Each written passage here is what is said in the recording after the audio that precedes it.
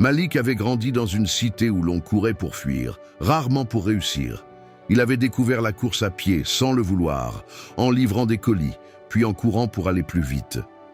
Il courait seul chaque matin, avec des baskets usées et sans chronomètre, notant ses temps sur des feuilles scotchées au mur. Un jour, un voisin lui parle d'une course locale. Malik s'inscrit sans dossard. Il termine largement premier, mais comme son inscription est incomplète, il est disqualifié. Il ne proteste pas.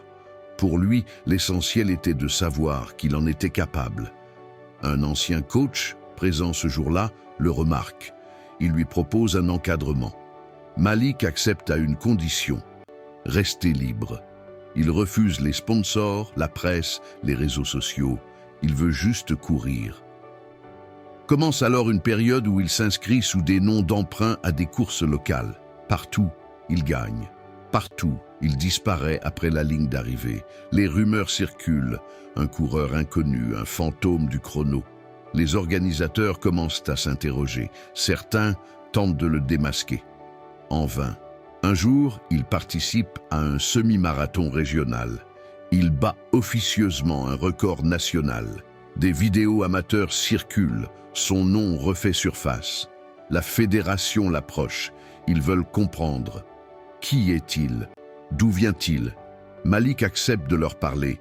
Il raconte sa vie, ses courses solitaires, ses refus du système. Ils sont fascinés. On lui propose une chance. Courir officiellement, avec un vrai dossard, lors du championnat national. La veille de la course, un portrait de lui passe à la télé. On parle de l'homme venu de nulle part, du prodige sans encadrement. Les réseaux s'enflamment. Certains le soutiennent, d'autres doutent de sa régularité.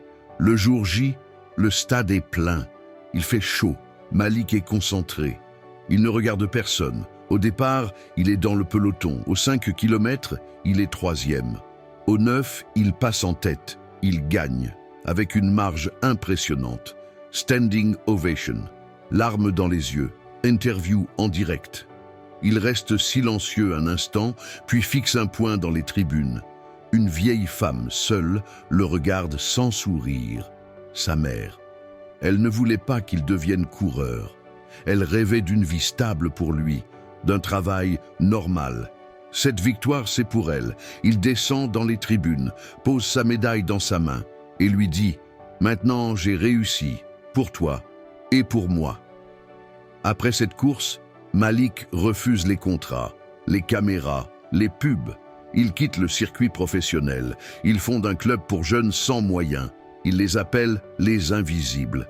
Il les encadre, les pousse, les comprend. Il dit « On ne court pas pour être vu, on court pour exister ». Un jour, l'un d'eux, Ilyes, se qualifie pour les championnats juniors. Interrogé, il déclare « Je cours parce qu'un jour, quelqu'un m'a vu, alors que j'étais invisible.